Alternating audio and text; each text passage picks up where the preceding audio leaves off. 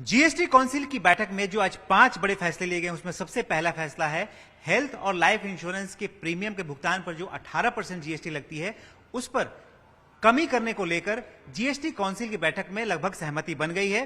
हालांकि ये कटौती कैसी कितनी होगी और कैसे होगी इस पूरे मुद्दे को जीओएम यानी ग्रुप ऑफ मिनिस्टर्स में फॉरवर्ड कर दिया गया है और ये रिपोर्ट अक्टूबर के एंड तक आ जाएगी, जिस पर अगली जब जीएसटी काउंसिल की बैठक नवंबर में होगी तो आखिरी फैसला लिया जाएगा।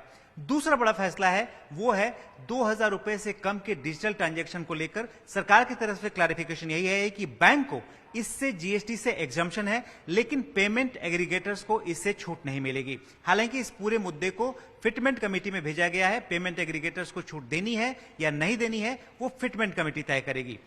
तीसरा बड़ा फैसला है रिसर्च के लिए जो ग्रांट दिया जाता है उस पर 18% जीएसटी को लेकर।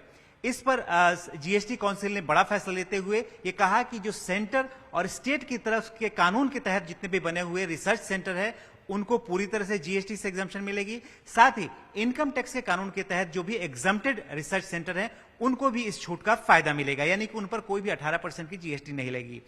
चौथा बड़ा फैसला आया है और वो है कि जो हेलीकॉप्टर सर्विसेज जो श्रद्धालु खासतौर से लेते हैं हिली एरियाज में, सीट शेयरिंग के बेसिस पर अगर होगा तो उनको जीएसटी से राहत मिलेगी। यानी अभी जो जीएसटी 18% को लगती थी उन्हें अब 5% देनी पड़ेगी। यानी कि श्रद्धालु जो हेलीकॉप्टर सर्विस लेते हैं उनको बड़ी एक तरह से कहें सौगात है।